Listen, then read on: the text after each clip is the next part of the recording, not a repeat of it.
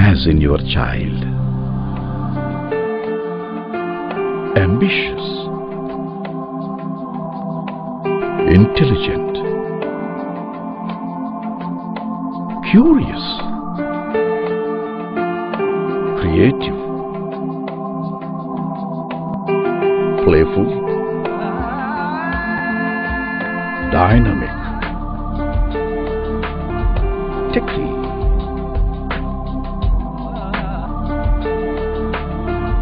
a leader, moral, spiritual. Touch the experience being at the pinnacle at Vinayaka Gurukul, Funful Happy School near Chhatri Talav Garden, Dasturnagar Square, Amravati.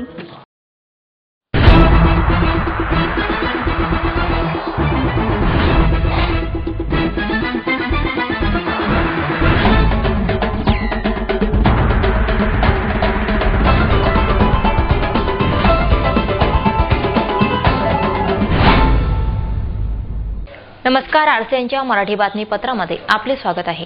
मी स्नेहताजी. बातमीपत्राला सुरुवात करण्यापूर्वी टाकूया नजर आजच्या हेडलाईन्सवर. प्रधानमंत्री पीक विमा योजनेसंदर्भात शेतकऱ्यांची अनास्था. आतापर्यंत सीएससी कडे 247 शेतकऱ्यांचे प्रस्ताव.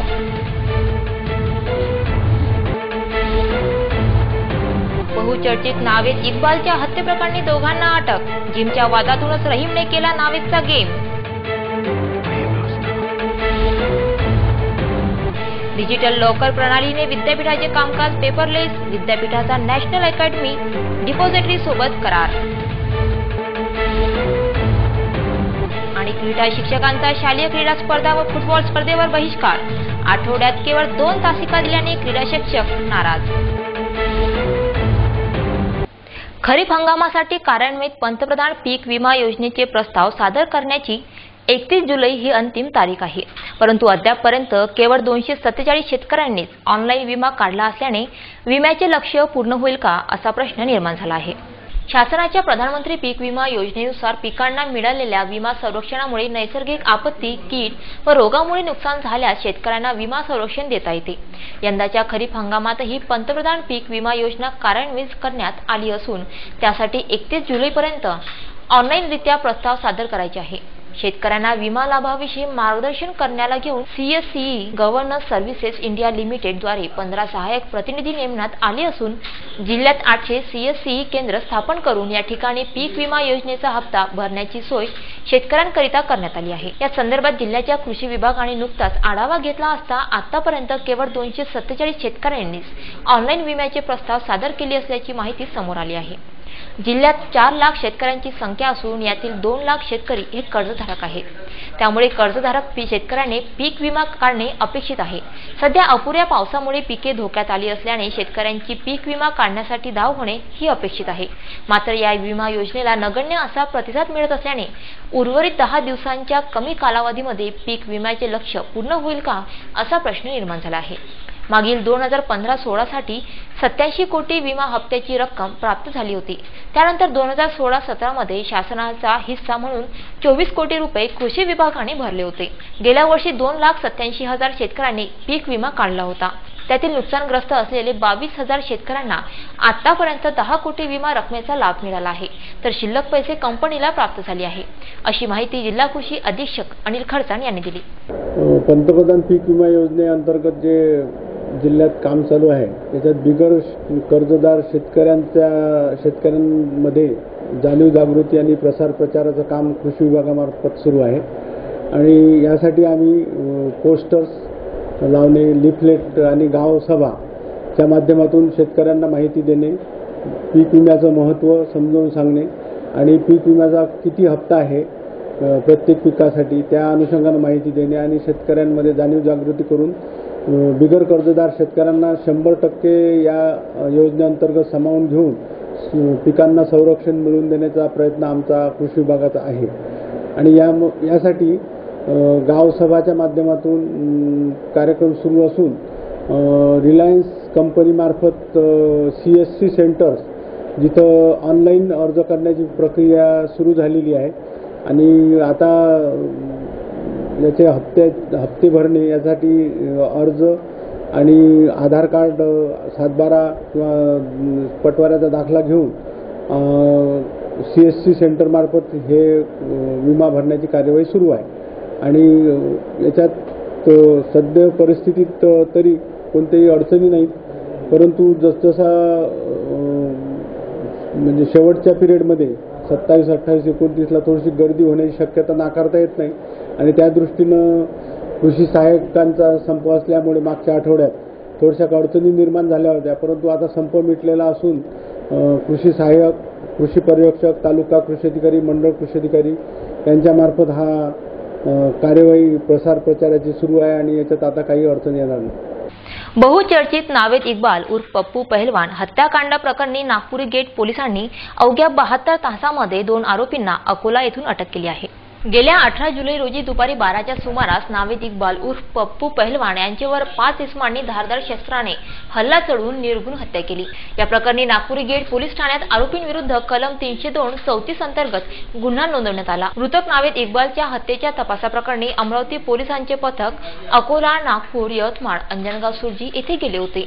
गुरुवारी पोलिसांना या प्रकरणातील 2 आरोपींना अटक करण्यात यश आले आहे. रहीम खान कादर खान पठाण उर्फ रहीम बॉडी बिल्डर राहणार पॅराडाईज कॉलनी व मौसिफ खान साजिद खान उर्फ जॉन राहणार हबीबनगर यांना अटक करण्यात आली. प्राप्त माहितीनुसार मृतक नावेद इक्बाल याने 2 वेळा विदर्भश्री किताब मिळविला होता.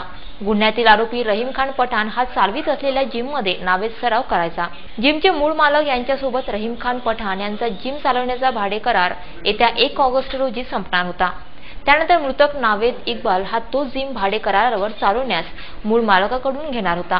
या कारणावरून आरोपीने वाद केला व यातूनच नावेदची अत्यंत निर्घृणपणे हत्या करण्यात आली असल्याचे तपासात समोर आले आहे. शहरात दिवसाढवळ्या निर्घृण हत्या झाल्याने जनमानसात भीतीदायक वातावरण निर्माण झाले होते. त्यामुळे अवघ्या 72 तासात पोलिसांनी या हत्याकांडातील क्रूर आरोपींना अटक केली असून उर्वरित आरोपींना लवकरात लवकर अटक करण्यात येईल असे पोलीस आयुक्त दत्तात्रय मंडलिक व उपायुक्त शशिकांत सातो यांनी सांगितले आहे. संत गाडगेबाबा अमरावती विद्यापीठाने अत्याधुनिकतेची कास धरत डिजिटलायझेशनकडे वाटचाल केली आहे. विद्यापीठात डिजिटल लॉकर्स प्रणाली सुरू करण्यासाठी विद्यापीठाने नॅशनल अकॅडमी डिपॉझिटरी लिमिटेड या एजन्सीसोबत संयुक्त करारनामा केला आहे. 21 जुलै रोजी झालेल्या या करारनामा प्रसंगी संत गाडगेबाबा अमरावती विद्यापीठाचे कुलगुरू डॉक्टर मुरलीधर चांदेकर, कुलसचिव डॉक्टर अजय देशमुख, परीक्षा नियंत्रक डॉक्टर जयंत वडते यांच्याबरोबरच नॅशनल अकॅडमी डिपॉझिटरी लिमिटेड या एजन्सीचे प्रतिनिधी उपस्थित होते. सर्वाधिक कायद्यानुसार विद्यार्थ्यांना अद्ययावत सोयी सुविधा देण्याबाबत मार्गदर्शक तत्त्वे नमूद केलेली आहेत.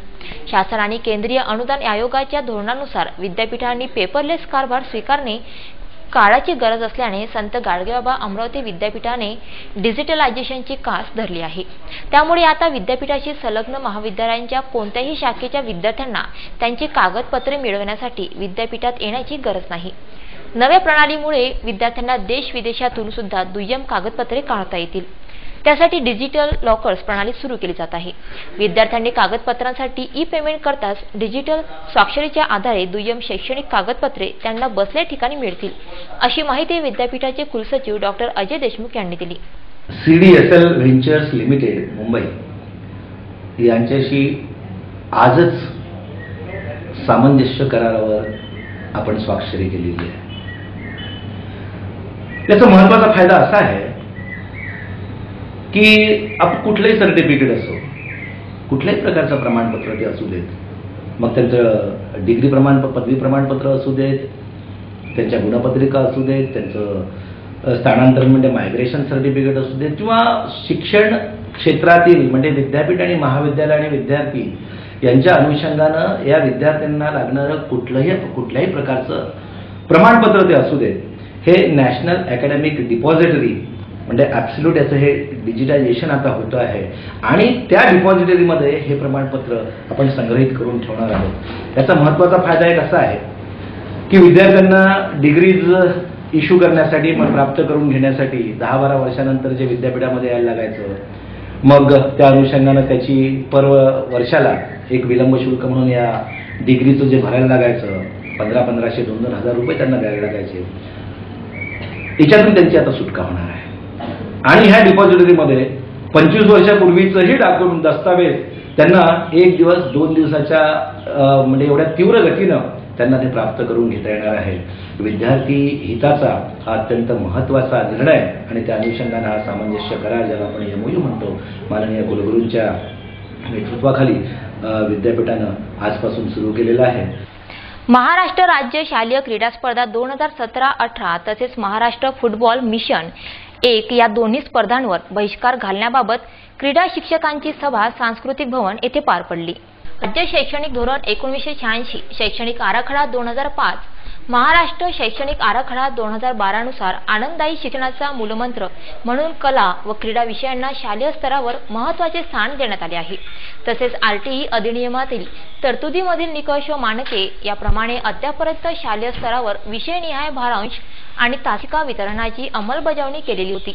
शालेय शिक्षण विभागाचे तत्कालीन आयुक्त धीरज कुमार यांनी परिपत्रक जारी करून क्रीडा विषयाला आतापर्यंत वितरित असलेल्या तासिकेमधील 2 तासिका कमी केल्या.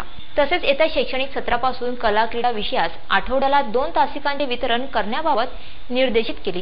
त्यामुळे शिक्षकांवर अन्याय झाला आहे. शैक्षणिक वर्षामध्ये 85 खेळ व क्रीडा प्रकार आहेत. त्यामुळे कमी तासांमध्ये विद्यार्थ्यांना क्रीडा शिक्षण व प्रशिक्षण देणे शक्य नसल्याने क्रीडा शिक्षकांनी शिक्षण विभागाच्या या अन्यायकारक निर्णयाचा निषेध केला आहे. तसेच आगामी काळात होणाऱ्या महाराष्ट्र राज्य शालेय क्रीडा स्पर्धा व महाराष्ट्र फुटबॉल मिशन 1 या दोन्ही स्पर्धांवर बहिष्कार घालण्याचा निर्णय घेतला. या संदर्भात नितीन चव्हाण यांनी दिली प्रतिक्रिया. गेल्या 2 महिन्यापासून क्रीडा शिक्षक आपल्या अस्तित्वाची लढाई लढत आहे. 28 एप्रिल 2017 रोजी शासनानं या क्रीडा शिक्षकाचा वर्कलोड म्हणजे कार्यभार 4 तासिकेवरून 2 तासिकेवर आणला. खऱ्या अर्थानं विद्यार्थीभिमुख असलेला हा अभ्यासक्रम ज्यामुळे विद्यार्थी बंद खोलीतून बाहेर येऊन काही वेळ मैदानावर खुला श्वास घेत होते. खऱ्या अर्थानं ही गदा आहे शारीरिक शिक्षणापेक्षाही विद्यार्थ्यांवर. जे विद्यार्थी आपला आनंद खेळण्यात आपला खरा वेळ म्हणजे दिवसभराचा जो त्राण होता, जो अभ्यासाचं टेन्शन राहायचं, ते टेन्शन हा विद्यार्थी या कला क्रीडा आणि शारीरिक शिक्षण आणि संगीत या विषयाच्या माध्यमातून हा विद्यार्थी आपलं जो टेन्शन होतं रिलीज करत होता, जेणेकरून पुन्हा त्याचा उत्साह कायम राहून पुढच्या तासिकेला तो बसू शकेल. परंतु शासनाने अचानकपणे हा घातलेला घाला पाहता खऱ्या अर्थानं शिक्षकापेक्षाही जास्त नुकसान विद्यार्थ्यांचं आहे. आणि आपण पाहिलं की गेल्या अनेक दिवसापासून अनेक घटना घडत आहेत. विद्यार्थी या अभ्यासाच्या टेन्शनपायी आणि पालकांच्या खूप अतिरिक्त काय म्हणून आपण त्याला अपेक्षेपायी हा विद्यार्थी अनेक विद्यार्थ्यांनी आत्महत्या सुद्धा केल्या. मैदानात गेलेला हा विद्यार्थी जो खेळाडू आहे तो त्याला हार आणि जिंकण्याची सवय आहे, तो कधीही अशा प्रकारचं पाऊल उचलत नाही. मी शासनाला या ठिकाणी पुन्हा एकदा विनंती करू इच्छितो.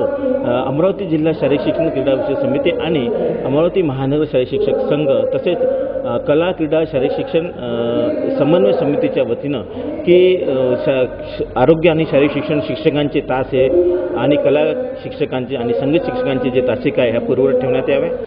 बातमीपत्रामध्ये वेळ झाली आहे अल्पशा विश्रांतीची. कुठे जाऊ नका, पाहत राहा फक्त RCN news. Imagine your child, ambitious,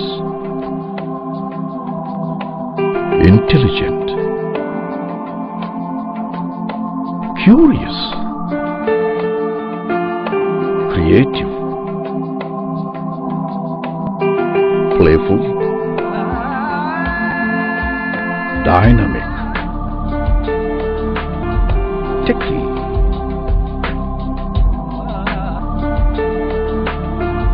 a leader, moral, spiritual. Touch the experience being at the pinnacle at Vinayaka Gurukul, Funful Happy School near Chhatri Talav Garden, Dasturnagar Square, Amravati. Vinayaka विधी महाविद्यालय अमरावती. BA-LLB 5 वर्षीय, LLM criminal business 2 वर्षीय degree course. वैशिष्ट्ये 2 degree मिळण्याची सुवर्ण संधी. BA in law 3 वर्षानंतर आणि LLB 5 वर्षानंतर.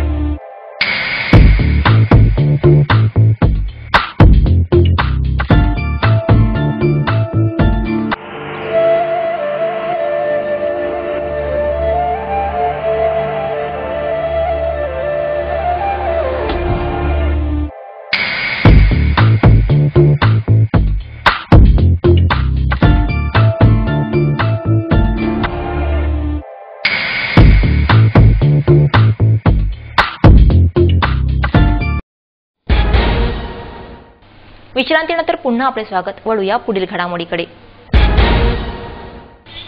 चिखलदरा व धारणी परिसरातील वनग्रामच्या फॉरेस्ट विलेज असलेल्या वनजमिनी वनसंस्थेत बोलत असताना त्या खरेदी विक्रीसाठी भोगवटदार 2च्या जमिनी भोगवटदार 1 करण्यास विभागीय आयुक्तांनी परवानगी दिली. त्यामुळे वन अधिनियमाअंतर्गत विभागीय आयुक्तांवर कारवाई करण्याची तक्रार खासदार आनंदराव अडसूळ यांनी राज्याचे महामहिम राज्यपाल यांच्याकडे सादर केली आहे. राज्य शासनाने नगररचना अधिनियम 1966च्या कलम 37 व 44 उपकलमाद्वारे चिखलदरा पर्यटन विकास आराखडा अधिसूचित केला आहे.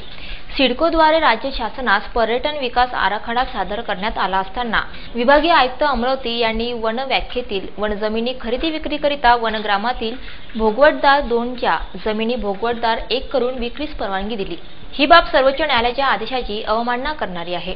तसेच भारतीय वन अधिनियम 1927चे कलम 23 व 24चा भंग करणारी आहे. बाजारभावात 50% रक्कम शासनास भरणे बंधनकारक असताना सर्वाधिक कमी असणाऱ्या शेतसारांच्या 3 पट रक्कम भरून शासनाचा कोट्यवधी रुपयांचा महसूल बिल्डरांना लाभ पोहोचवण्यासाठी महसूल अधिकाऱ्यांकडून बुडवण्यात आला आहे, असा आरोप खासदार आनंदराव अडसूळ यांनी केला. त्यामुळे सदर परवानगी रद्द करून या गैरव्यवहाराबाबत महसूल अधिकाऱ्यांविरुद्ध गुन्हा दाखल करण्याची मागणी खासदार आनंदराव अडसूळ यांनी राज्यपाल श्री विद्यासागर राव यांना दिलेल्या निवेदनाद्वारे केली आहे. अमरावती विभागीय शिक्षण मंडळाचे सचिव म्हणून प्रदीप कुमार अभ्यंकर यांनी आपल्या पदाची नियुक्तीस सूत्रे सांभाळली. अमरावती जिल्ह्याचे निरंतर शिक्षण अधिकारी PP अभ्यंकर यांना बढती मिळाली आहे. पदोन्नती होऊन त्यांची नियुक्ती महाराष्ट्र राज्य माध्यमिक व उच्च माध्यमिक शिक्षण मंडळाच्या अमरावती विभागीय सचिव म्हणून करण्यात आली आहे. नुकताच प्रदीप अभ्यंकर यांनी विभागीय शिक्षण मंडळात आपल्या सचिव पदाच्या कामकाजाला सुरुवात केली. यावेळी बोर्डातील अधिकारी व कर्मचाऱ्यांनी त्यांचे पुष्पगुच्छ देऊन स्वागत केले. PP अभ्यंकर यापूर्वी पंचायत समिती दर्यापूर येथून गट शिक्षणाधिकारी व त्यानंतर शिक्षणाधिकारी प्राथमिक अकोला येथे कामकाज सांभाळले आहे. सन 2015 पासून त्यांनी निरंतर शिक्षणाधिकारी म्हणून जिल्हा परिषदेत यशस्वी भूमिका पार पडली. आता त्यांची नियुक्ती महाराष्ट्र राज्य माध्यमिक व उच्च माध्यमिक शिक्षण मंडळ अमरावती विभाग येथे सचिवपदी करण्यात आली. शिक्षणाचा दर्जा सुधारून अमरावती विभागाला गुणवत्ता श्रेणीत नंबर 1 करण्याचा मानस अमरावती शिक्षण मंडळाचे सचिव प्रदीप अभ्यंकर यांनी व्यक्त केला. विद्यार्थ्यांचं जे काही शैक्षणिक हित आहे हे जोपासण्यासाठी मी माझ्या परीने परिपूर्ण प्रयत्न करणार आहे. जे काही परीक्षे संबंधात जे काही चांगले निर्णय असतील, जे काही विद्यार्थ्यांच्या हिताच्या दृष्टीने सगळं काही परीक्षा दृष्टीने कार्यपद्धती आहे ते कार्यपद्धती मी परिपूर्ण करण्याचा निश्चितपणे प्रयत्न करणार आहे. आणि त्याचप्रमाणे मंडळामध्ये जे काही सर्व काम आहे हे कामकाज अगदी व्यवस्थितपणे पूर्ण करण्यासाठी देखील मी माझा संपूर्ण वेळ या ठिकाणी देणार आहे. आणि मंडळाचा जो चांगला एक विद्यार्थ्यांचा सर्वांगीण विकास होण्यासाठी शाळांमध्ये विविध सभा, त्याचप्रमाणे सर्व आमचे मुख्याध्यापक प्राचार्य यांच्या सभा देखील मी घेणार आहे. परीक्षेसंबंधी जे काही इत्थंभूत माहिती आहे हे वेळोवेळी मी देण्यासाठी कटिबद्ध आहे. जे काही राज्य मंडळाचे जे निर्णय असतात हे निर्णय लोकांपर्यंत पोहोचणं अत्यंत गरजेचं आहे. त्याचप्रमाणे सगळी माहिती देखील सर्व मुख्याध्यापक, शिक्षक, प्राचार्य यांच्यापर्यंत पोहोचवण्यासाठी मी परिपूर्ण प्रयत्न करणार आहे, जेणेकरून त्या माहितीच्या आधारे सर्व माहिती विद्यार्थ्यांपर्यंत, पालकांपर्यंत, जनतेपर्यंत ही सगळी पोहोचेल यासाठी देखील मी परिपूर्ण प्रयत्न करणार आहे. आणि मंडळामध्ये जे काही सर्व कामकाज आहे या सर्व कामकाजावर व्यवस्थितपणे सर्व देखरेख देखील परिपूर्ण मी करणार आहे. आणि विद्यार्थ्यांच्या हिताच्या दृष्टीने सर्व योग्य तोपरी जो प्रयत्न आहे तो मी प्रयत्न मंडळामध्ये करणार आहे. शेतकरी आंदोलनाला घेऊन सुकाणू समितीने राज्यभर चालू केलेल्या जनजागरण यात्रेचा समारोप येत्या 23 जुलै रोजी पुणे येथे होणार आहे. शेतकरी आंदोलनाच्या पार्श्वभूमीवर राज्यातील प्रमुख शेतकरी संघटना एकत्रित आल्या आहेत। शेतकरी संघटनांची ही एकजूट जनजागरण यात्रेच्या माध्यमातून जिल्हा व गाव स्तरावर घेऊन जाण्याचा प्रयत्न या यात्रेच्या माध्यमातून करण्यात आला। शेतकऱ्यांची तरुण पिढी आंदोलनाचे गावोगावी नेतृत्व करीत आहे। गेल्या 10 जुलैपासून सुकाणू समितीने नाशिक येथून जनजागरण यात्रा आरंभ करून संपूर्ण राज्याचा दौरा केला। या जनजागरण यात्रेच्या माध्यमातून शेतकऱ्यांना कर्जमुक्ती द्या, शेतीमालाला हमी भाव द्या, स्वामीनाथन आयोगाच्या शिफारसींची अंमलबजावणी करा, शेतकऱ्यांचे संपूर्ण वीज बिल माफ करा, शेतकऱ्यांना 60 वर्ष वयानंतर किमान 3000 रुपये पेन्शन लागू करा, गायीच्या दुधाला किमान 50 रुपये व म्हशीच्या दुधाला 65 रुपये प्रति लिटर हमी भाव द्या, शेतकऱ्यांच्या मुलांना मोफत शिक्षण द्या अशा मागण्या करण्यात आल्या। सुकाणू समितीने शेतकऱ्यांच्या अत्यंत ज्वलंत प्रश्नांवर संप करून सरकारला शेतकऱ्याचं कर्ज सरसकट माफ करण्यास भाग पाडलं, परंतु शासनाने कर्जमाफीसाठी जाचक अटी लावून शेतकऱ्यांचा विश्वासघात केला। त्यामुळे शेवटचा एल्गार म्हणून रविवारी पुण्यातील मार्केट यार्ड येथे सभा होणार असून जनजागर यात्रेचा समारोप केला जाईल। जर या शेवटच्या सभेचा आढावा सरकारने घेतला नाही तर आम्ही पुन्हा रस्त्यावर उतरू असा इशारा सुकाणू समितीच्या पत्रकार परिषदेमध्ये देण्यात आला।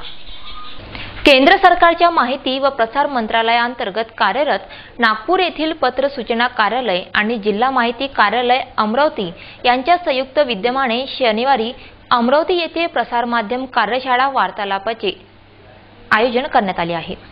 राजापेठ महापालिका संकुलातील हॉटेल ग्रेसी येथे सकाळी 10:30 ते 5:15 च्या कालावधीत ही कार्यशाळा पार पडणार आहे। या कार्यशाळेचे उद्घाटन जनमाध्यम दैनिकाचे मुख्य संपादक प्रदीप देशपांडे यांच्या हस्ते होणार असून तरुण भारतचे निवृत्त मुख्य संपादक सुधीर पाठक या प्रसंगी बीज भाषण करणार आहे। उद्घाटन सत्रानंतर पत्रकारांसाठी विविध क्षेत्रातील तज्ञांच्या मार्गदर्शनपर व्याख्यानाचे आयोजन करण्यात आले असून या कार्यशाळेत 3 तांत्रिक सत्रामध्ये 7 व्याख्याने होणार आहे। विकास संवादामध्ये पत्रकारांची भूमिका, स्थानिक वृत्त, राष्ट्रीय दृष्टिकोन, आपत्ती व्यवस्थापनामध्ये वृत्तपत्रे आणि समाज माध्यमांची भूमिका, महिला विकास आणि पत्रकारिता अशा विषयांवर कार्यशाळेमधून प्रकाश टाकण्यात येणार आहे। कार्यशाळेला अमरावती श्रमिक पत्रकार संघ आणि अमरावती जिल्हा पत्रकार संघ या संघटनांचे सहकार्य लाभले आहे। त्यामुळे शहरातील सर्व पत्रकारांनी या वार्तालाप कार्यशाळेला उपस्थित राहण्याचे आवाहन आयोजकांद्वारे करण्यात आले। हिंदी अनुवाद अभ्यासक्रमातून सरकारी व खासगी क्षेत्रात अनेक रोजगार संधी उपलब्ध आहेत। त्यामुळे विद्यापीठाच्या हिंदी विभागाच्या वतीने MA अनुवाद हिंदी हा अभ्यासक्रम सुरू करण्यात आला आहे। UGCच्या निर्देशानुसार MA अनुवाद हिंदी पाठ्यक्रमात प्रयोजनमूलक हिंदी सोबत अनुवाद तर आहेच, तर सोबतच हिंदी साहित्याच्या विशेष प्रश्नपत्राला सुद्धा नेटसेटच्या अभ्यासक्रमानुसार स्थान दिले गेले आहे। प्रयोजनमूलक हिंदी सोबत भाषा शिक्षण विषय सुद्धा आहे। यामुळे अशा शिक्षणाच्या पद्धतीने सैद्धांतिक, व्यावसायिक व व्यावहारिक प्रशिक्षण देऊन अध्यापनाच्या शिक्षणाचे ज्ञान विद्यार्थी अर्जित करू शकतात। त्याचप्रमाणे प्रयोजनमूलक हिंदीद्वारे दूरसंचार, विदेश, बँक, विमा कंपनी तसेच विविध केंद्रीय सरकारच्या कार्यालयात राजभाषा अधिकारी अनुवादकाचे प्रतिष्ठापूर्ण पद प्राप्त करता येते। सोबतच फिल्म, पत्रकारिता, रेडिओ आणि दूरदर्शनच्या क्षेत्रात विद्यार्थी प्रविष्ट होऊन रोजगार प्राप्त करू शकतात। ज्ञानार्जनाच्या अनेक प्रभावी माध्यमात मूलभूत आधार अनुवाद आहेत। त्यामुळे विद्यापीठाच्या हिंदी विभागाद्वारे चालविल्या जात असलेल्या हिंदी अनुवाद या अभ्यासक्रमाची जोड धरून विद्यार्थ्यांनी रोजगाराची संधी प्राप्त करण्याचे आवाहन हिंदी विभागाच्या प्रमुख डॉक्टर मोना चिमुटे यांनी केले। संत गाडगेबाबा अमरावती विद्यापीठातला हिंदी विभाग जो आहे, या हिंदी विभागात अनुवाद हिंदी म्हणून हा अभ्यासक्रम 2 वर्षाचा अभ्यासक्रम आपण इथे राबवत असतो आणि MA हिंदी ज्या विद्यार्थ्यांनी केलेला आहे त्यांच्यासाठी प्रचंड रोजगाराची संधी या विभागामार्फत विद्यार्थ्यांना मिळू शकते। हा जो अभ्यासक्रम आहे हा 2 वर्षांचा असून या अभ्यासक्रमाला प्रवेश करण्यासाठी कुठल्याही विद्यार्थ्यांनी BA पर्यंतची पदवी प्राप्त केलेली असली पाहिजे आणि आवश्यक नाहीये की त्या विद्यार्थ्यांनी विज्ञान पदवी मिळवलेली आहे की वाणिज्य पदवी मिळवलेली आहे की कला शाखेची पदवी मिळवलेली आहे। कुठल्याही शाखेच्या विद्यार्थ्याला आता अनुवाद हिंदीमध्ये ॲडमिशन मिळू शकते, तो प्रवेश घेऊ शकतो आणि हा अभ्यासक्रम आहे हा 2 वर्षांचा अभ्यासक्रम आहे। यामध्ये साहित्य आणि उपयोजन साहित्य, उपयोजित हिंदी यावर खूप जास्त भर दिलेला आहे आणि उपयोजित साहित्य असल्यामुळे विद्यार्थ्यांना प्रत्यक्ष व्यवहारामध्ये ज्या हिंदीचा वापर करावा लागतो त्याची शास्त्रशुद्ध पद्धतीने इथे मांडणी करून त्यावर शिकवण्याचा भर दिला जातो आणि मला सांगताना अभिमान वाटतो की या विभागातनं जवळजवळ पास झालेले 80 विद्यार्थी हे आज महाराष्ट्रात आणि महाराष्ट्राच्या बाहेर अत्यंत चांगल्या पदांवर कार्यरत आहेत. या माध्यमातून ते शिक्षक होऊ शकतात, अधिव्याख्याता पद त्यांना प्राप्त होऊ शकतं, पण त्याचबरोबर पत्रकारिता, दूरदर्शन, रेडिओ या ठिकाणी सुद्धा त्यांना माध्यमांमध्ये काम करण्याची संधी मिळते. नव्हे, अनुवादक म्हणून सुद्धा त्यांना प्रचंड संधी आहे आणि राजभाषा कार्यालयांमध्ये सुद्धा मग महाराष्ट्र पातळीवर आणि केंद्रीय पातळीवर सुद्धा हे विद्यार्थी काम करू शकतात. त्यांना जवळजवळ 60 ते 70-80 हजारापर्यंत पगार मिळू शकतो. त्यांनी त्यांची प्रतिभा, त्यांनी त्यांचं भाषेवरचं प्रभुत्व मिळवायचंय आणि त्या पद्धतीने त्यांनी आपलं अस्तित्व तिथे सिद्ध करून दाखवायचंय आणि ही संधी खूप चांगली आहे आणि खूप चांगल्या पद्धतीने मेहनत करून इथे आमच्याकडे शिकवल्या जातं. बातमीपत्रामध्ये वेळ झाली आहे अल्पशा विश्रांतीची. कुठे जाऊ नका, पाहत राहा फक्त RCN न्यूज.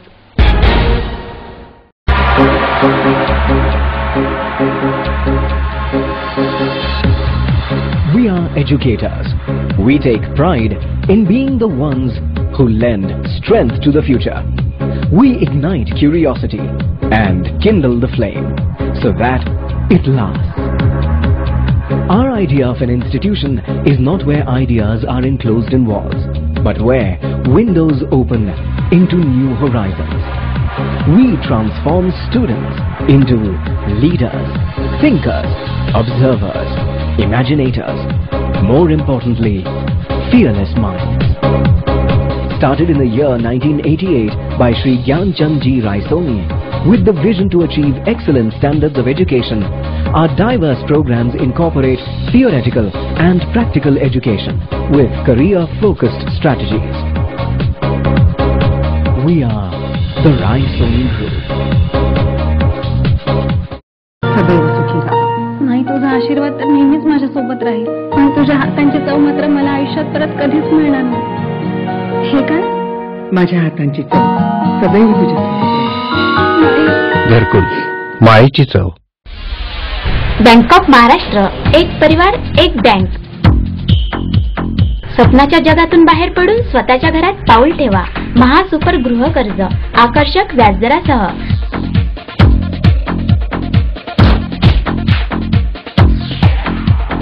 छोट्या आणि मध्यम उद्योगांना तोफेर प्रगतीसाठी विशेष कर्ज योजना, तात्काळ MSME कर्ज. अधिक माहितीसाठी आपल्या जवळच्या बँक ऑफ महाराष्ट्र शाखेशी संपर्क. प्राध्यापक अनिता इचे यांची मान्यताप्राप्त Adarsh academy, Ganesh colony, Shilangan road, Amravati. वर्ग 8 ते 10 संपूर्ण विषय, 11वी व 12वी विज्ञान. फक्त 25 विद्यार्थ्यांची एक बॅच.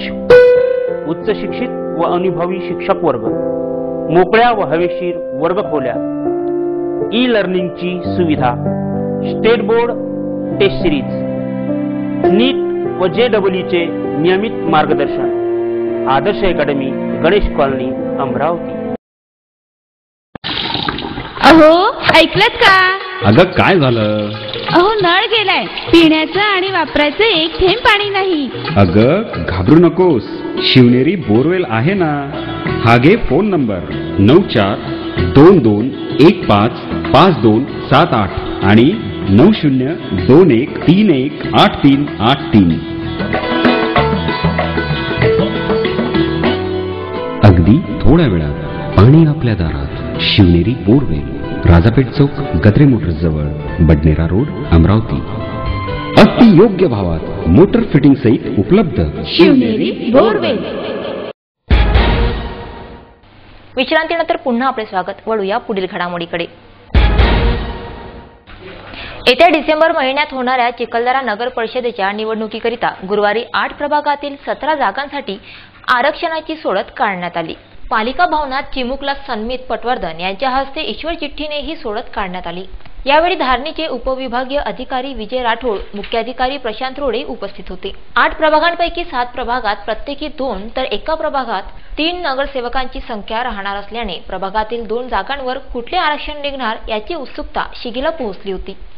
आरक्षणाची चिठ्ठी निघताच अनेकांचे चेहरे पडले तर काहींना आनंद झाला. 8 प्रभागातील 17 जागांपैकी 9 जागा महिलांसाठी राखीव ठेवण्यात आल्या. त्यामध्ये नागरिकांचा मागास प्रवर्ग 3, 2 अनुसूचित जाती, 3 अनुसूचित जमाती तर 1 जागा खुला वर्ग महिलांसाठी आरक्षित आहे. आरक्षण सोडतीवेळी शहरातील विविध राजकीय पक्षाचे पदाधिकारी व कार्यकर्ते उपस्थित होते. आता आरक्षण सोडतीनंतर राजकीय हालचालींना खऱ्या अर्थाने वेग येणार आहे. महाराष्ट्र राज्य परीक्षा परिषद पुणे यांच्या मार्फत 22 जुलै रोजी टीईटी अर्थात शिक्षक पात्रता परीक्षा आयोजित करण्यात आली आहे. अमरावती जिल्ह्यातील 8000 उमेदवार शनिवारी टीईटीच्या परीक्षेला बसणार आहेत. शिक्षकांच्या नोकरीसाठी आतापर्यंत डीएड व बीएड ही एकमेव शैक्षणिक पात्रता ग्राह्य धरली जात होती. मात्र 14 नोव्हेंबर 2013 रोजी शासनाने अध्यादेश काढून शिक्षकांच्या नोकरीसाठी टीईटी परीक्षा उत्तीर्ण करणे अनिवार्य केले आहे. त्यानंतर दरवर्षी या परीक्षेचे आयोजन केले जात आहे. डीएड व बीएड धारक विद्यार्थी ही परीक्षा देतात. यावर्षी पेपर्स 1 साठी 8219 उमेदवारांनी अर्ज केले आहे. यामध्ये मराठी, इंग्रजी, उर्दू माध्यमांच्या उमेदवारांचा समावेश आहे. यामध्ये 3045 उमेदवार पेपर 1 तर 3164 उमेदवार पेपर 2 ची परीक्षा देणार आहे. परीक्षा सुरळीत पार पाडण्यासाठी शिक्षण विभागाने नियोजन केले आहे. टीईटी परीक्षा सुरळीत पार पाडण्यासाठी जिल्हाधिकाऱ्यांच्या अध्यक्षतेखाली समिती स्थापन करण्यात आली आहे. जिल्हा परिषदेचे सीईओ समितीचे उपाध्यक्ष राहतील तर सदस्य म्हणून पोलीस अधीक्षक, माध्यमिक प्राथमिक शिक्षणाधिकारी, निरंतर प्राचार्य डाएट यांचा समावेश आहे. 22 जुलैला होणाऱ्या या परीक्षेसाठी शहरात 20 केंद्र स्थापन करण्यात आले आहे. शिक्षकांची गुणवत्ता वाढवण्यासाठी शासनाने टीईटी परीक्षा सुरू केली व निवडीसाठी सीईटी परीक्षेत गुणानुक्रमे प्रथम येणे सक्तीचे केले आहे. मात्र मागील 3 वर्षापासून एकाही शिक्षकाची भरती झाली नाही व पुढे होणार की नाही हे निश्चित नाही. त्यामुळे डीएड व बीएड सोबतच विद्यार्थी टीईटी परीक्षेकडे पाठ फिरवित असल्याचे दिसत आहे. शासनाच्या परिवहन विभागाने मागील 20 वर्षापासून ऑटो रिक्षा चालकांना नवीन परवाने देणे बंद केले होते. परंतु शासनाच्या परिपत्रकानुसार 2017 मध्ये ऑटो रिक्षा चालकांना नवीन परवाने दिले जाणार आहेत. अमरावती जिल्ह्यातील ऑटो रिक्षाचे सर्वाधिक परवाने अमरावती व अचलपूर झोनमध्ये आहेत.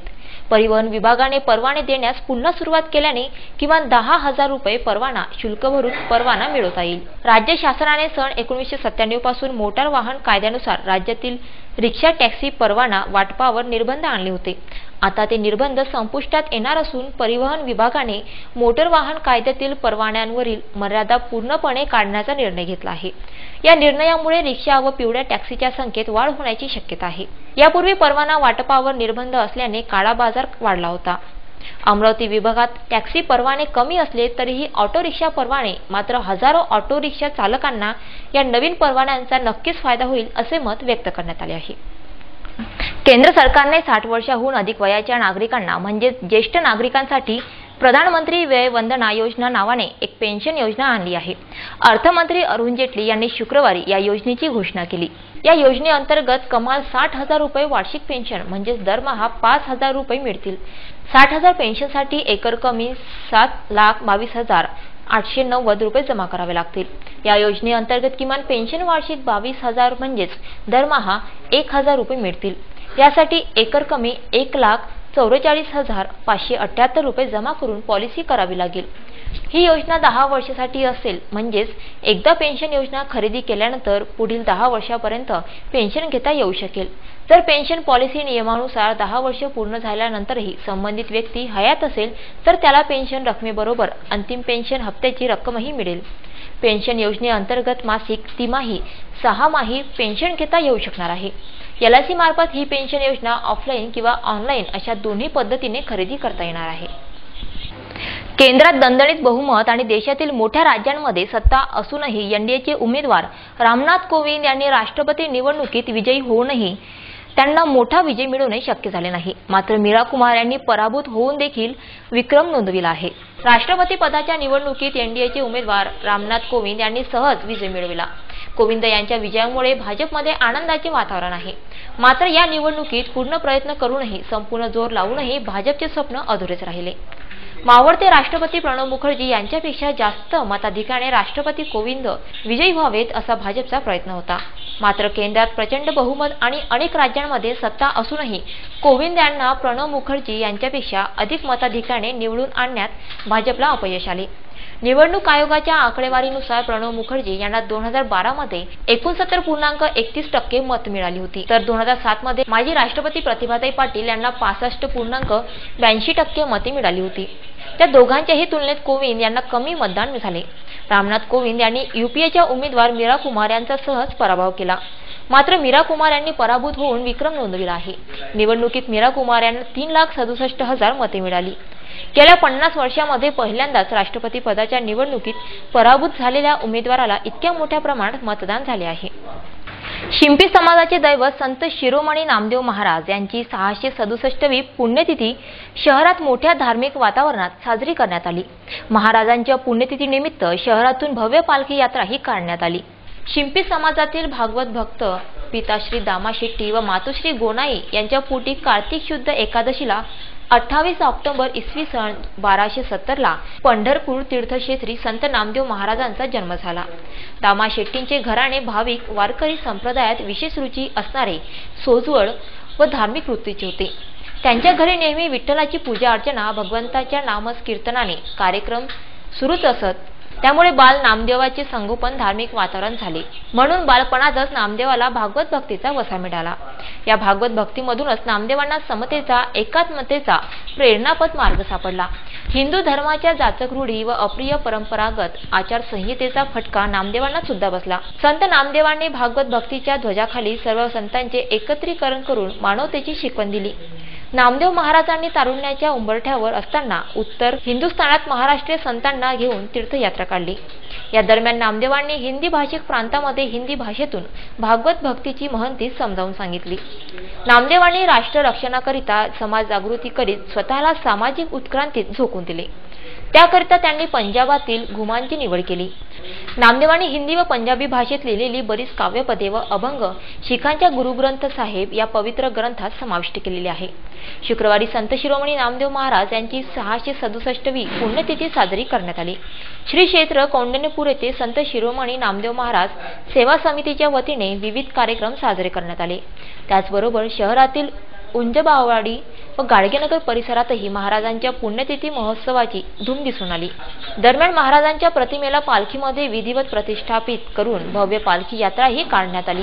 टाळ, मृदुंग, वीणेच्या गजरामध्ये काढण्यात आलेल्या या पालखी यात्रेमध्ये संत नामाचा गजर करण्यात आला. अमरावती शहराच्या रक्तदान चळवळीला वृद्धिंगत करण्यासाठी दरवर्षीप्रमाणे यावर्षी सुद्धा सामाजिक कार्यकर्ते रवींद्र सिंग उर्फ बिट्टू सेठ सलुजा यांनी आपला वाढदिवस रक्तदान शिबिराने साजरा केला. रेल्वे स्टेशन चौक स्थित ईगल रेस्टॉरंट येथे आयोजित या रक्तदान शिबिराला माजी मंत्री जगदीश गुप्ता, सीपी दत्तात्रय मंडिक, रक्तदान समितीचे अध्यक्ष महेंद्र भुतडा, अजय दातेराव, डॉक्टर गुणवंत डहाणे, चंद्रकांत पोपट, जस्सी नंदा आदी मान्यवर उपस्थित होते. व्यवसायाने हॉटेल संचालक असलेले बिट्टू सेठ सलुजा हे मागील 14 ते 15 वर्षापासून आपला वाढदिवस रक्तदान शिबिराने साजरा करतात.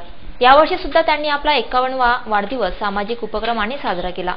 यावेळी इष्टमित्र, स्नेहीजन व पारिवारिक सदस्यांनी सुद्धा रक्तदान शिबिरामध्ये सहभागी होऊन बिट्टू सिंग यांचे वाढदिवसानिमित्त अभिष्ट चिंतन केले.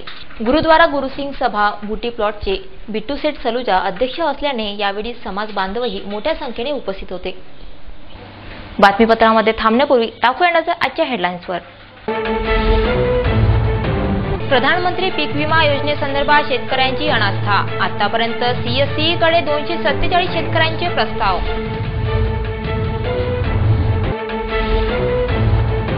बहुचर्चित नावेद इक्बालच्या हत्येप्रकरणी दोघांना अटक. जिमच्या वादातूनच रहीमने केला नावेदचा गेम. डिजिटल लॉकर प्रणालीने विद्यापीठाचे कामकाज पेपरलेस. विद्यापीठाचा नॅशनल अकॅडमी डिपॉझिटरी सोबत करार. आणि क्रीडा शिक्षकांचा शालेय क्रीडा स्पर्धा व फुटबॉल स्पर्धेवर बहिष्कार. आठवड्यात केवळ 2 तासिका दिल्याने क्रीडा शिक्षक नाराज. बातमीपत्रामध्ये वेळ झाली आहे इथेच थांबण्याची. पुन्हा भेटूया नवीन ताज्या घडामोडींसह. तोपर्यंत पाहत रहा फक्त आरसीएन न्यूज. नमस्कार.